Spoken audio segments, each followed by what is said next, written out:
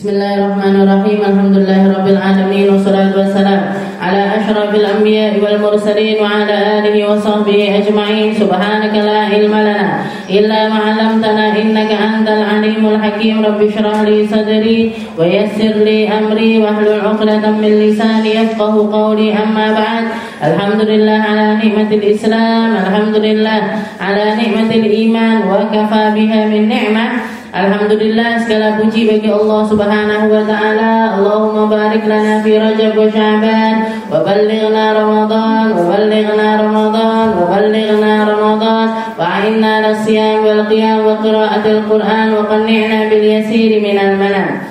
Alhamdulillah, Allah Subhanahu wa taala mengatakan di dalam Al-Qur'an, ara'aital ladzi yukadzibu bid-din fadzalikal ladzi yad'ul yatim wala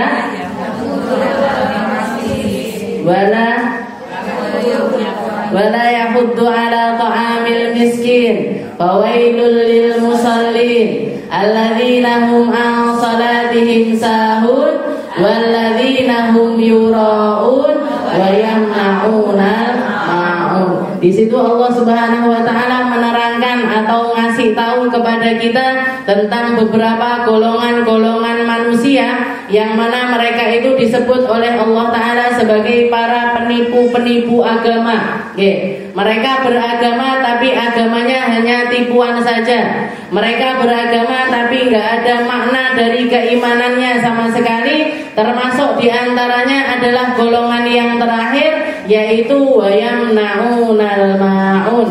Mereka yang mencegah diri dari melaksanakan perkara yang kecil atau perkara yang sedikit, berbagi dengan perkara yang sedikit, berbagi dengan sesuatu yang sedikit. Sebagian ulama menafsirkan yang dimaksud dengan al-ma'un di situ mereka-mereka yang enggan saling berbagi tentang perkara-perkara yang remeh.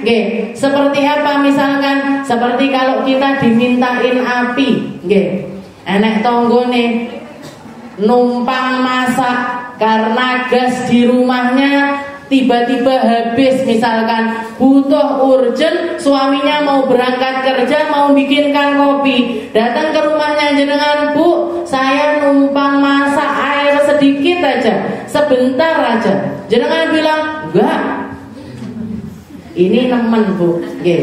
Atau orang minta garam, atau orang minta gula, atau orang minta, yang penting nggak sekilo loh, mintanya secukupnya, mintanya secukupnya. Para ulama mengatakan yang dimaksud di situ al-ma'un di situ mereka yang nggak mau berbagi dengan perkara-perkara kecil-kecil semacam itu. Minta tetangganya kelaparan, minta beras 1 genggam aja, saya minta beras 1 genggam aja buat makan saya hari ini. Besok insya Allah gaji saya sudah turun, misalkan seperti itu. Jangan bilang enggak. Ini nemen, medite nemen. Dan ada istilahnya itu adalah sesuatu yang ada di rumah kita. Kecuali kalau memang tidak ada, maaf ya, di rumah saya juga lagi tidak ada. Saya ini di rumah tinggal 1 genggam. Kalau misalkan ini saya berikan ke kamu, anak-anak saya ganti yang tidak makan. Itu masih mending, itu masih mending. Walaupun akhlak yang diajarkan oleh Nabi Muhammad SAW bahkan diterapkan oleh putrinya sendiri, adalah bahkan terhadap apa yang menjadi kebutuhan pokok mereka pun mereka lebih mengedepankan untuk berbagi. Itu yang dimaksud dengan al-ma'un. Tapi yang paling rajih atau yang paling kuat pendapatnya yang dimaksud dengan al-ma'un di situ, perkara sedikit di situ adalah zakat. Zakat fitrah yang jumlahnya hanya sekitar 2,5 kilo, 2,5 kilo beras setiap tahunnya, bukan setiap hari, tapi setiap tahunnya, setiap kali kita ketemu sama bulan Ramadan wajib mengeluarkan 2,5 kilo beras. Ini kan jumlah yang sedikit dibandingkan yang kita makan sepanjang tahun. Setelah itu juga apa? Al-ma'un yang kedua zakat apa? Zakat badan. zakat harta, yaitu 2,5% dari keseluruhan harta kita. Ngitungnya pun juga bukan harian, bukan bulanan, bukan mingguan, tapi juga setahun sekali.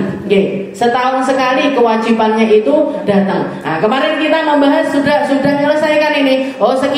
Sekiannya, nominalnya, rata-rata semua syaratnya zakat itu, semua syaratnya zakat itu nyampe nisab, harus nyampe nisab, dan juga adanya haul. Haul itu tahunan, datangnya itu tahunan, kecuali dalam dua perkara,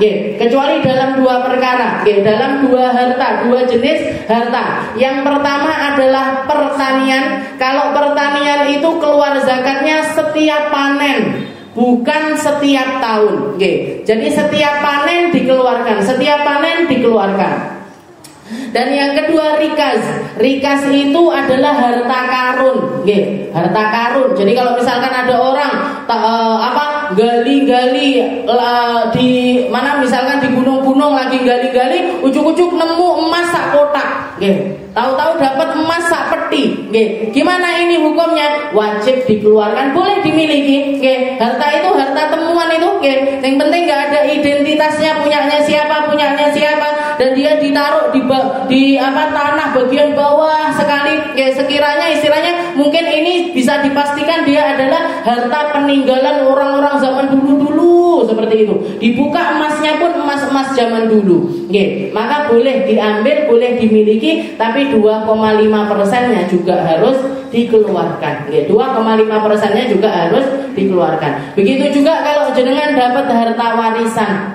Kalau orang dapat harta warisan, tahu-tahu banyak, maka sekali itu, ketika pertama kali dapat itu tadi 2,5%-nya juga harus langsung dikeluarkan. Harus dibagikan sebagai bentuk zakat atau pembersih dari harta kita. Jadi al-maun di situ, bahkan suratnya ini tadi, padahal ceritanya macam-macam.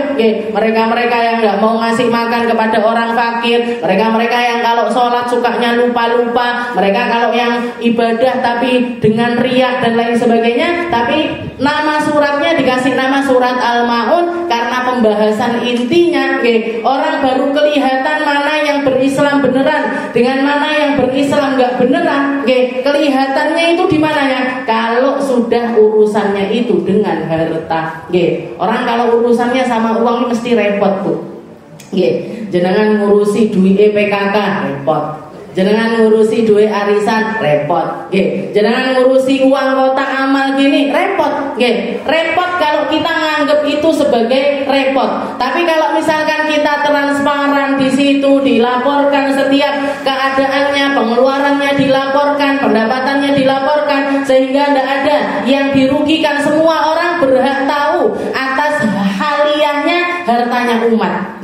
Makanya kenapa kok di grup niku setiap kali selesai pertemuan, setiap kali setelah ngaji dilaporkan harta bukan harta, kota amal kita dibetok hari ini sekian, pengeluarannya ini buat resik-resik, buat parkir, buat konsumsi dan lain sebagainya, sisanya sekian, semuanya dilaporkan. Kenapa? Karena semua di antara jenengan punya hak untuk tahu atas harta tersebut, atas uang tersebut. Jadi wayamnaunal maun, harta yang sedikit ini, tanda kalau kita itu berislam benar-benar, tanda kalau muamalahnya kita itu sama Allah Ta'ala bukan ngomong doang, bukan mek isone ndonga wiritan zikiran ngaji, enggak, tapi bukti nyata. Harta itu kenapa kok bisa dikatakan sebagai bukti? Karena kita yang bekerja, kita yang mencarinya, kita yang bersusah payah untuk golek duit dan harus mengeluarkannya untuk Allah Subhanahu wa Ta'ala. Allah Ta'ala butuh memangnya sama hartanya kita? Mboten. Kita zakat, ndak kelong sama sekali kepemilikannya Allah Ta'ala, tapi kita yang butuh punya bukti untuk masuk di dalam golongannya orang-orang yang serius di dalam menjalankan agamanya Allah Subhanahu wa Ta'ala. Sama kayak anak sekolah, ngoten lho Bu. Nggih, anak sekolah jenengan pengennya nyekolahne anak ini nyari sekolahan yang bagus, nyari tempat yang bagus, nyari guru yang bagus, nyari fasilitas yang bagus, nggih. Pasti bondotone waktunya bayar SPP meneng-meneng. Nggih. Ini gurunya kira-kira ngomongnya gimana? Ibu iki piye to maksudnya? Bentino anake di sekolah nih, dikasih makan, diajarin, diwarai nulis, diwarai mocok dan lain sebagainya. Cuman suruh bayar SPP setiap bulan 100-200 ribu kok ndak dibayarkan. Ini berarti ibu yang gimana ini kira-kira? Nggih. Ibu sing rada aneh nih. Nggih.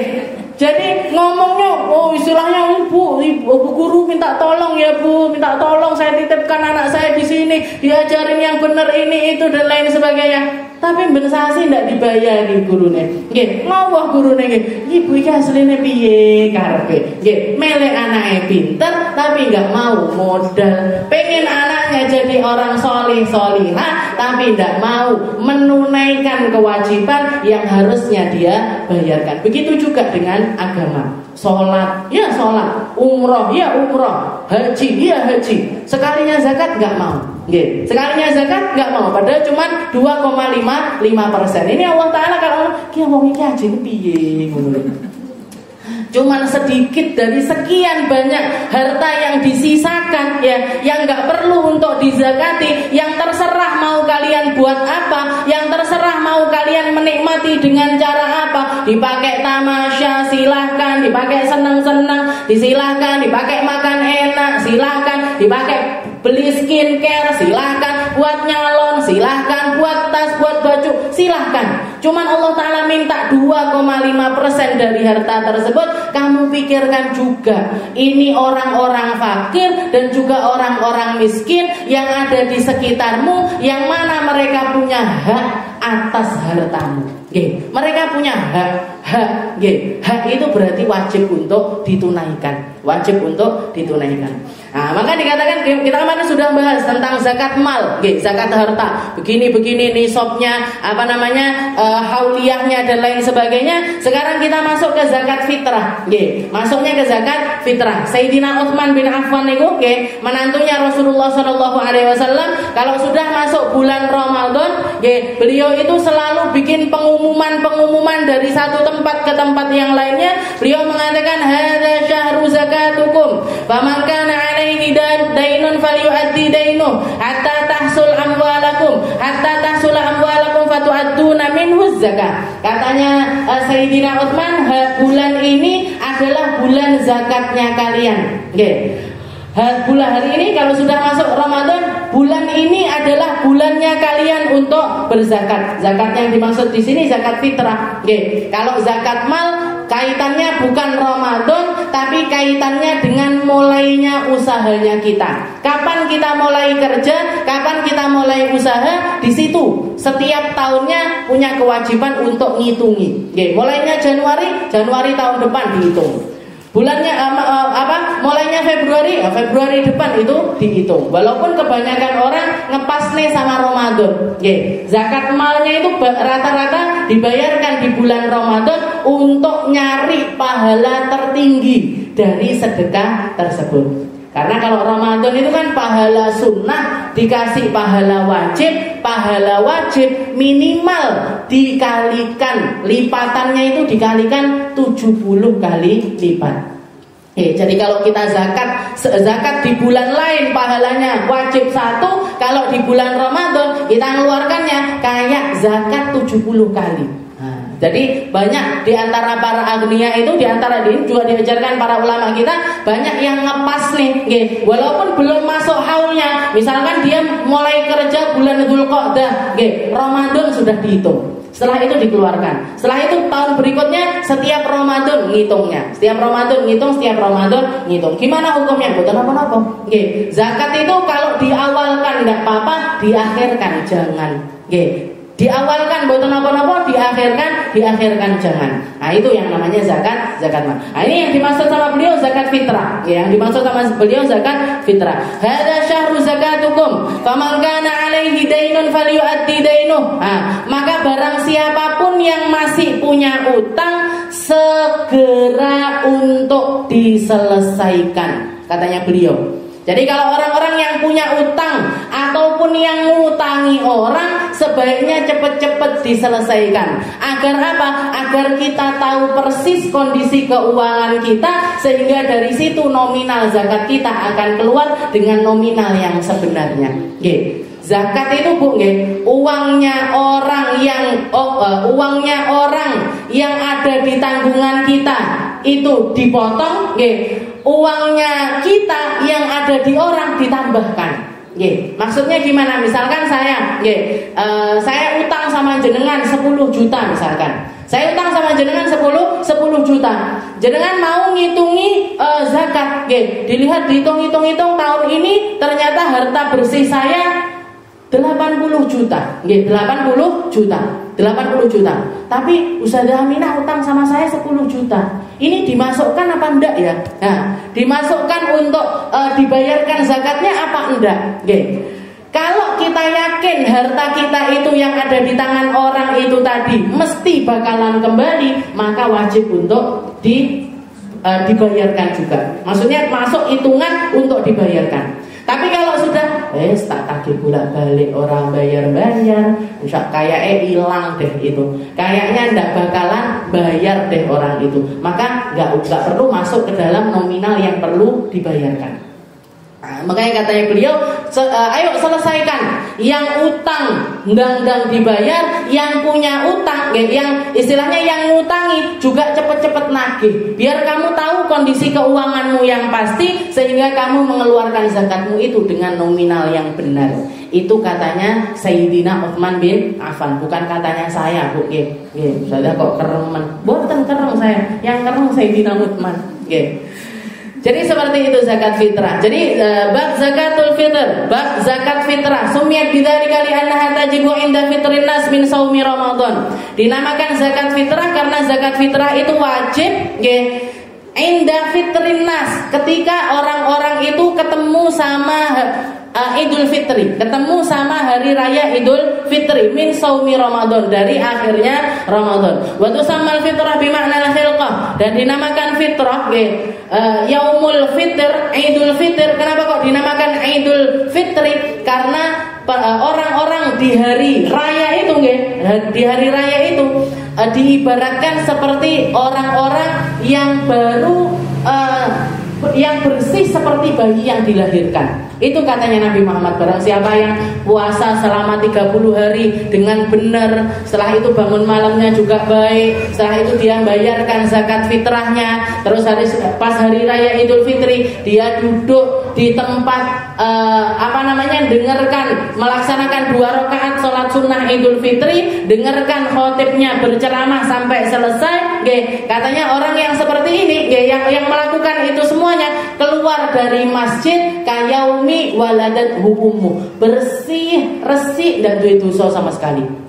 Untuk orang-orang yang Ramadannya baik dan dia di hari rayanya juga merayakannya dengan baik.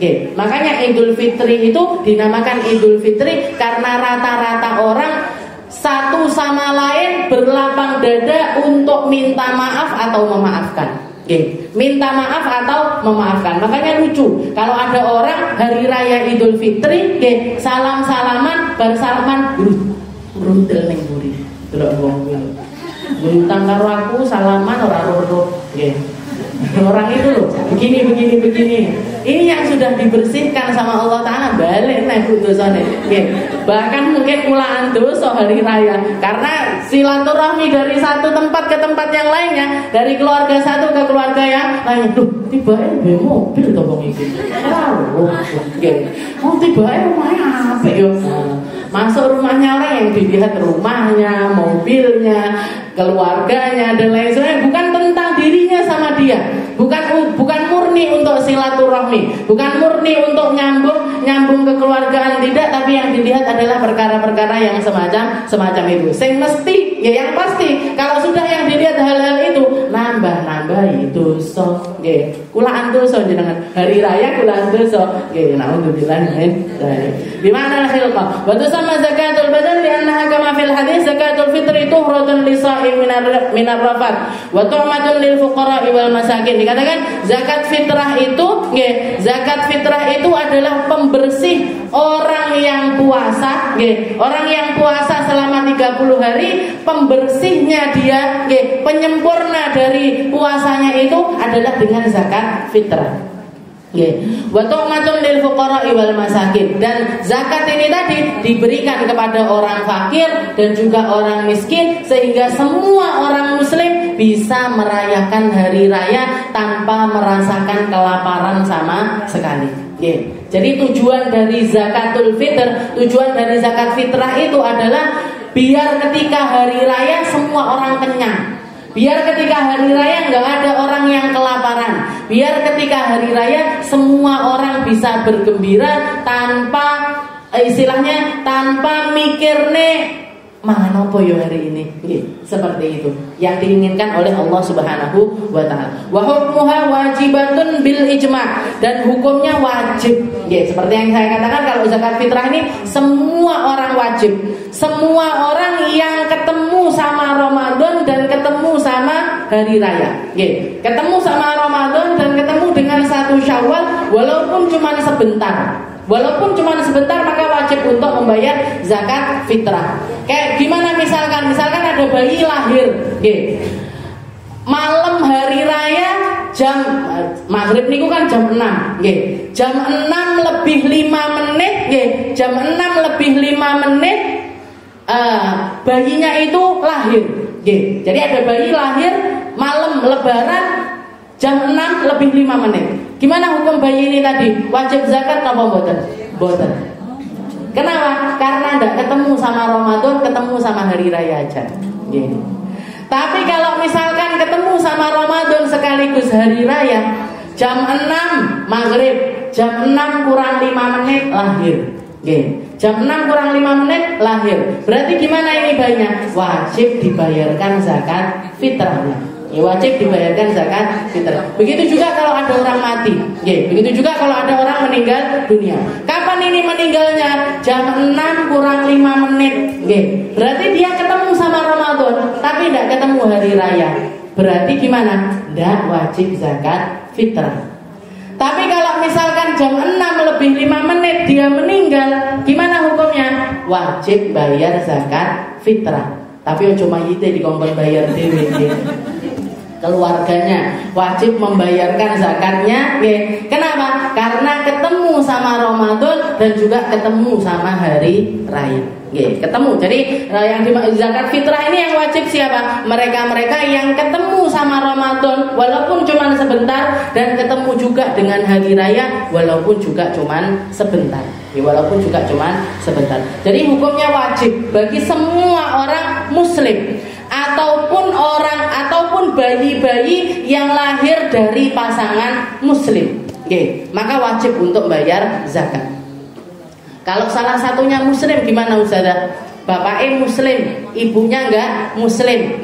Jadi misalkan ada orang nikah, beda agama, bapaknya Islam, ibunya Nasrani misalkan gitu. Bayinya itu lahir, gimana hukumnya? Kalau bapaknya yang Islam, maka wajib untuk zakat. Dia ikut agama bapaknya. Tapi kalau misalkan ibunya yang Islam, bapaknya yang non muslim, maka bayi itu tadi tidak wajib untuk bayar zakat. Tidak wajib untuk bayar zakat, karena jadi yang dimenangkan adalah agamanya si bapak. Agamanya si bapak. Hukmuha wajibatun bil ijma', hukumnya wajib. Semua ulama mengatakan hukumnya adalah wajib. Awqatu ikhraj zakatil fitr khamsah. Waktunya bayar zakat fitrah itu ada 5 kategori. Waktu wujub, waktu wajib biidraki juz'in min Ramadan wa juz'in min Syawal, bi an yakuna syakhs mawjudan wa muttasifan bi syurutil wujub inda ghurubi syams lailatal id. Ini waktu wajib. Orang yang wajib untuk bayar zakat, seperti tadi yang saya katakan. Walaupun kalau ketemu sebagian dari Ramadan dan sebagian dari hari raya, maka wajib bagi dia untuk bayar zakat fitrah. Yang kedua waktu fadilah nggih. Bukan wajib tapi afdolnya untuk bayar zakat. Kapan itu? Yaumul Id inda tulu'il fajr wa qabla salatil Id. Wal afdal ba'da salatil fajr. Nah, waktu paling afdal untuk bayar zakat fitrah itu nggih adalah hari raya setelah azan subuh sebelum sholat Id nggih. Jadi berangkat mau sholat Id sambil bawa harta zakatnya. Itu waktu yang paling afdol. Ya, paling afdolnya bayar zakat adalah setelah azan subuh hari raya sebelum sholat hari raya. Nah, itu waktu yang paling afdol, yang pahalanya paling besar. Wal afdal ba'da salatil fajr, dan sebaiknya setelah sholat subuh. Setelah itu yang ketiga waktu jawaz, boleh, tapi boleh kalau misalkan dirasa, aduh nggak sempat, apalagi mak-mak baru subuhan nih, wes repot noto rodong, nah repot noto rodong, rese-rese ini dan lain sebagainya, nggak sempat ini, nggak ada waktu ini untuk bayar zakat fitrah. Gimana? Boleh mulai dari awal Ramadan sudah boleh, Jadi yang penting sudah masuk bulan Ramadan, jangan mau bayar tanggal 1, 2, 3, 5, 10, 20 sampai 29 atau malam hari raya. Nah, itu juga boleh. Hukumnya adalah jawaz. Jawaz boleh bayar zakat fitrah itu mulai dari awal Ramadan. Sebelum Ramadan tidak boleh. Sebelum Ramadan tidak boleh. Misalkan pas bulan Sya'ban, saya biasanya Sya'ban itu bagi-bagi beras, wes tak niatkan zakat fitrah sekalian, tidak boleh. Tidak sah zakat fitrahnya. Tidak sah zakat fitrahnya. Harus setelah masuk bulan Ramadan. Dan yang keempat waktu karahah. Makruh, kapan takhiruha an salatil Id ila ghurubis syams illa limaslahati kantidari qaribin aw faqirin salih.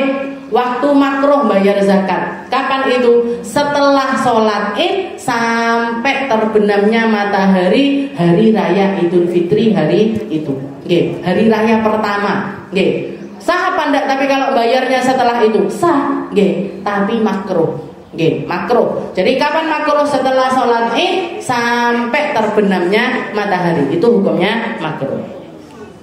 Kecuali kalau ada maslahat. Seperti apa? Kan tidori qaribin au faqirin saleh. Kecuali kalau misalkan saya harta zakat ini, zakat fitrah saya mau tak kasihkan kepada kerabat saya yang datang hari raya dan dia itu orangnya soleh tapi fakir luar biasa. Jadi istilahnya wong nggak duwe banget dan dia adalah orang soleh, orang ahli ibadah, maka kita mau nungguin dia, dilalah ndak teko-teko, dinteni ndak teko-teko sampai berduhur, sampai berasar. Gimana? Kalau sampai habis asar, istilahnya kalau sampai menjelang maghrib belum datang juga orangnya, maka harus diberikan kepada orang lain. Tapi kalau misalkan masih ada kemungkinan, orangnya sudah bilang WA OTW, berasar OTW misalkan, tapi kok duwe HP, jarene wong ndak duwe, maka boleh sebenarnya. Kalau untuk nunggu orang khusus atau orang yang kerabat dekat kita mau ngasihkan kepada orang itu boleh. Tidak ada kemakruhan di situ. Dan yang kelima waktu hurmah takhiruha an yaumil id illa li udhrin fa yajuzu ta'khir wa takunu qada'u biduni idin kan lam yahdur malu aw lam yajid al mustahiq lah. Dan yang kelima haram hukumnya. Kapan itu? Mengeluarkan setelah waktu tersebut. Setelah hari raya. Jadi setelah maghrib hari raya itu hukumnya haram. Haram illa li udhrin, kecuali kalau ada udurnya. Kecuali ada udurnya. Kayak gimana udurnya itu? Misalkan saya hari ini hari raya ini nggak punya harta sama sekali. Beras habis, makanan habis, nggak ada sama sekali di rumah. Tapi kemungkinan besok ketika orang-orang zakat, saya akan dikasih harta, saya akan dikasih beras. Nanti beras itu juga akan saya keluarkan untuk zakat saya. Berarti gimana? Berarti kan adanya beras itu tadi jaga nih pemberian dari orang-orang. Dan orang yang dikasih zakat pun wajib berzakat. Kalau untuk zakat fitrah ini, orang yang dikasih zakat bukan berarti saya kan penerima zakat, berarti tidak perlu zakat. Enggak. Pokoknya orang zakat fitrah ini di rumah ada makanan untuk dirinya, ada makanan untuk anak-anaknya, terus ada sisanya, dari sisanya ini tadi harus dikeluarkan zakatnya.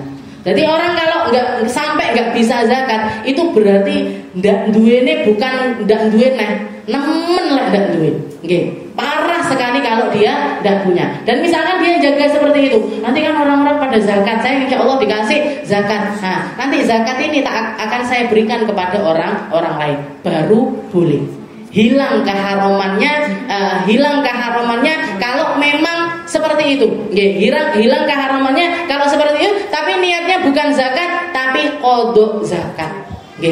Jadi bukan lagi zakat tapi qodok zakat. Kenapa? Karena waktunya zakat sudah selesai.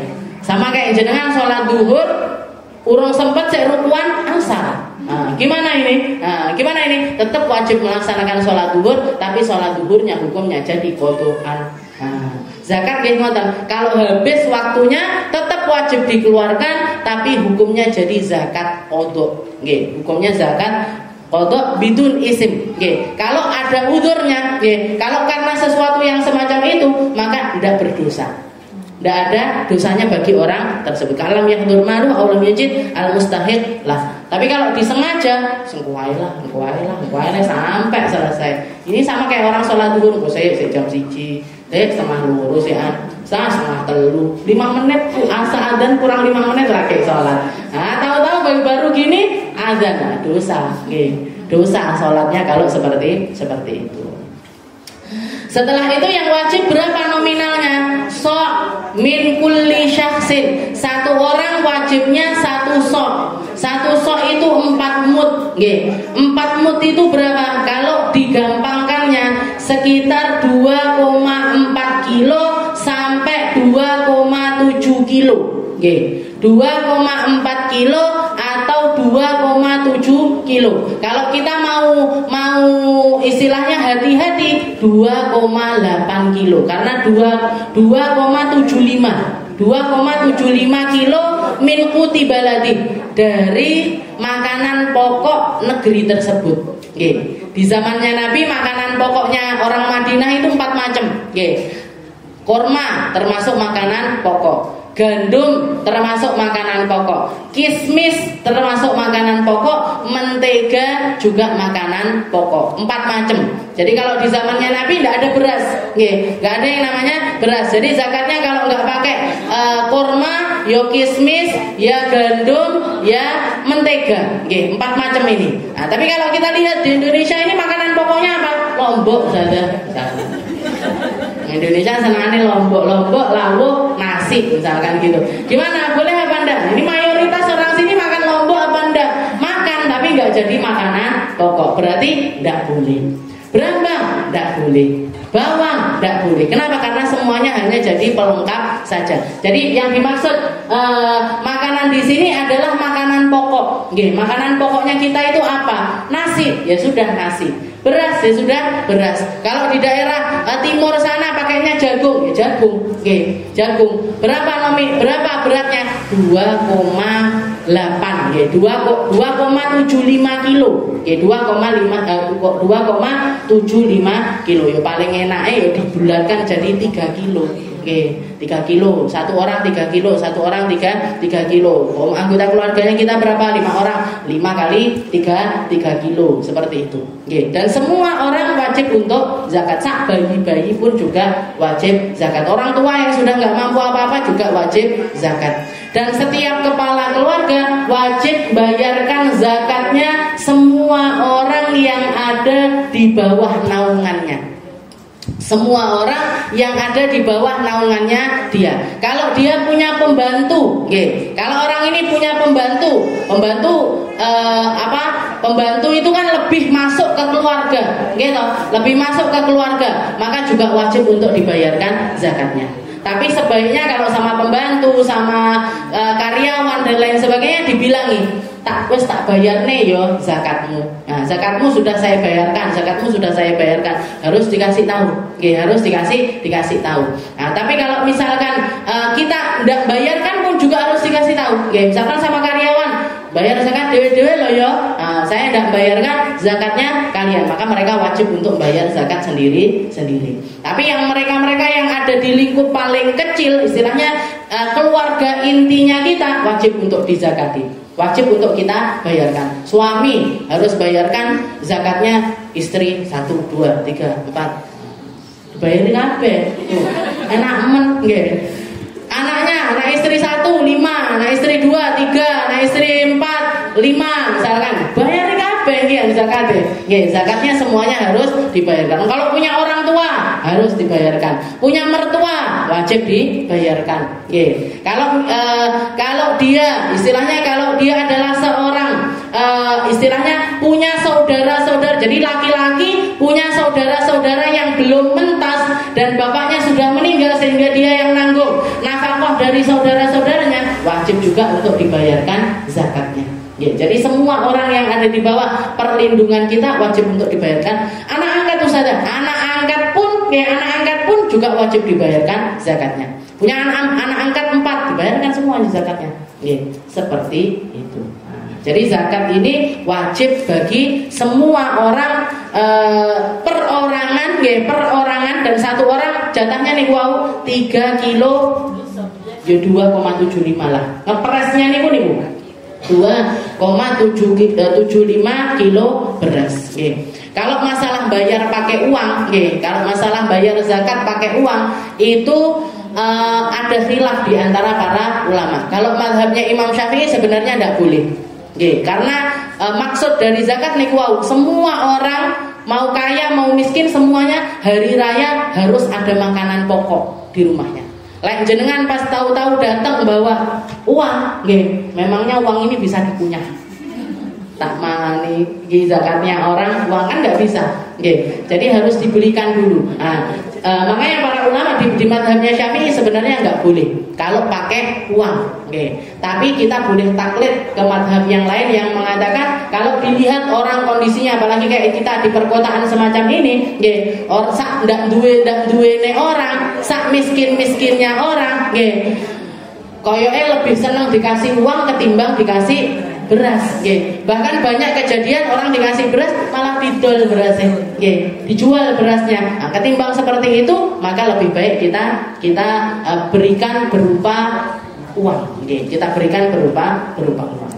Dan zakat ini, zakat itu seperti yang kita katakan, bayarnya yang bayar khusus, nominalnya khusus, niatnya khusus, diberikan kepada orang-orang khusus. Sebenarnya kalau kita orang muslim harusnya masang hati itu masang keadaan diri itu jadilah orang yang tidak menerima zakat.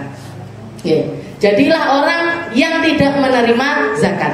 Jangan malah aku bangga kudu untuk zakat. Karena zakat itu sekali lagi kotoran. Zakat itu adalah kotoran hartanya orang muslim.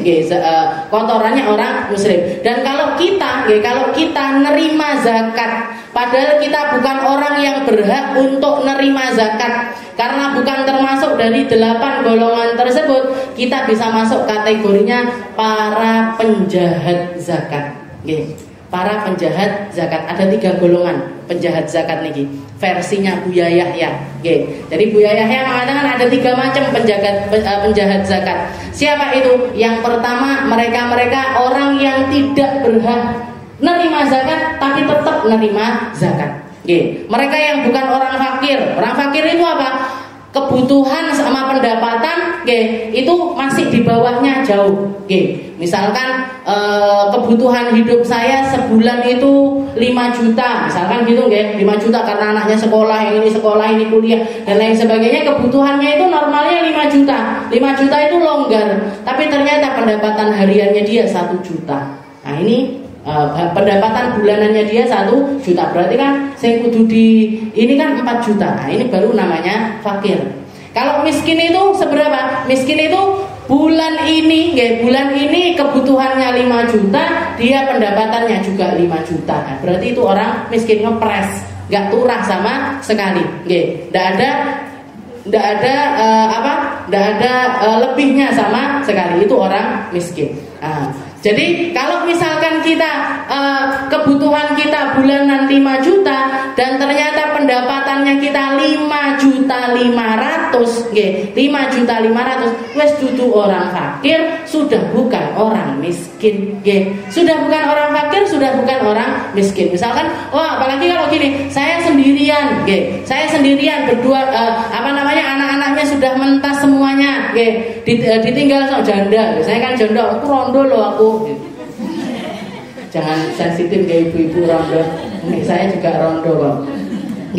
Jadi misalkan ada orang sendirian, hidup sendirian, suaminya sudah meninggal, anak-anaknya sudah mentas semuanya, dia hidup mencukupi dirinya sendiri, tidak dapat jatah, dilalah anak-anaknya, tidak ada yang ngopeni sama sekali.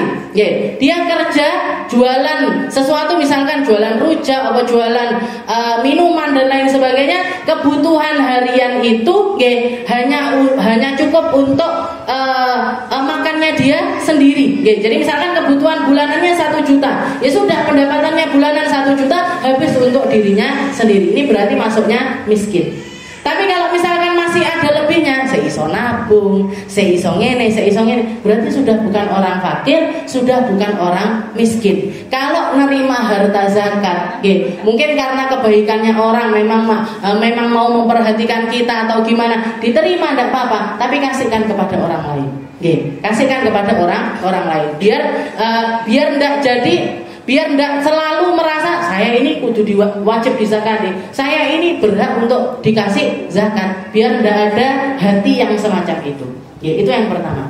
Lalu yang kedua, amil zakat, para pembagi zakat, para pembagi zakat yang ngambil dari harta zakat itu sesuai dengan keinginannya. Nah, ini juga tidak boleh. Amil zakat, orang yang berhak ngambil, yang dapat jatah, wal amilina 'alaiha, dapat jatah dari zakat. Ketika dia jadi para penyalur zakat, itu syaratnya dia yang milih adalah pemerintah, bukan dipilih sendiri. Yuk masjid misalkan bikin ketakmiran, ini orang-orang yang bagian istilahnya bagi-bagikan fulan. Kekumpul harta zakat, ngambil dari situ. Aku cukup 1 juta, aku 2,5 juta toh, aku 3 juta. Nah, enggak boleh.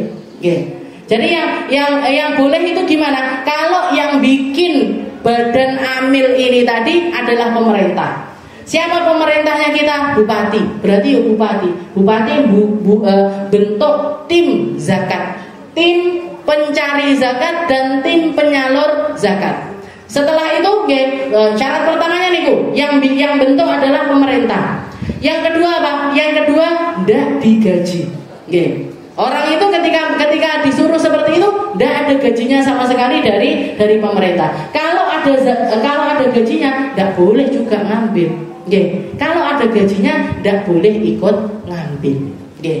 Nah, jadi kalau misalkan 2 syarat ini tidak terpenuhi, maka dia bukan termasuk wal amilina 'alaiha, bukan termasuk badan zakat yang berhak nerima dari zakatnya orang. Nah, setelah itu yang ketiga, penjahat zakat yang ketiga sinten? Para ahliya, para orang-orang kaya yang tidak bayar zakat. Nah ini. Nah, kalau tiga-tiganya sembuh di dalam setiap negara, insya Allah kita tidak nemu orang fakir, tidak nemu orang miskin. Tidak nemu orang fakir, tidak nemu orang miskin. Kalau 3 golongan ini semuanya menjalankan amanahnya, yang amil jalankan amanahnya sebagai amil, yang orang miskin punya rasa, kalau saya tidak berhak untuk dapat zakat, tidak gampang-gampang untuk nerima harta zakat. Dan yang ketiga, orang kayanya semuanya bayar zakat, insya Allah sembuh kemiskinan di setiap negara. Seperti yang terjadi di zamannya Sayyidina Umar bin Abdul Aziz. Sayyidina Umar bin Abdul Aziz ini ketika mengumpulkan harta zakat di masa kepemimpinannya beliau, harta zakatnya yang kekumpul banyak sekali, yang mau nerima tidak ada. Yang mau nerima tidak ada, karena semuanya merasa dirinya itu cukup. Akhirnya apa yang dilakukan? Dipindah, ditransfer, diboyong ke negeri tetangga. ke daerah tetangga yang ada orang miskinnya. Bahkan sebagian lagi dilempar-lemparkan, jadi bubuk gandumnya itu dilemparkan dari satu gunung ke gunung yang lainnya. Katanya beliau jangan sampai ada bukan harta zakat sedekahnya orang dilempar-lempar di gunung-gunung. Katanya beliau jangan sampai ada burung-burung di zamannya Sayyidina Umar bin Abdul Aziz yang kelaparan. Saking makmure zaman kepemimpinannya Sayyidina Umar bin Abdul Aziz. Kenapa? Karena 3 golongan ini tadi sembuh. Orang miskinnya merasa cukup, orang kayanya nyari orang untuk dikasih, nyari orang yang untuk dikasih, dan yang ketiga amil zakatnya tidak sembrono di dalam ngambil harta zakat. Amanah semuanya. Amanah dengan keadaannya, amanah dengan keadaan dirinya. Mungkin Allah Ta'ala merubah keadaan negeri kita, menjadikan kita negeri yang ngerti, semakin paham, semakin mengerti tentang syariatnya Allah Subhanahu wa Ta'ala. Kalau misalkan syariat-syariatnya Nabi Muhammad yang dijadikan acuan kehidupan bagi setiap lini kenegaraan kita, sudah enak, makmur. Seperti yang dikatakan Allah Ta'ala, baldatun thayyibatun wa rabbun ghafur, akan terbentuk yang namanya negeri yang berdaulat, yang indah, yang makmur, yang diridhoi, yang Allah ridho terhadap negeri tersebut karena mereka ridho atas ketentuan Allah Subhanahu wa Ta'ala.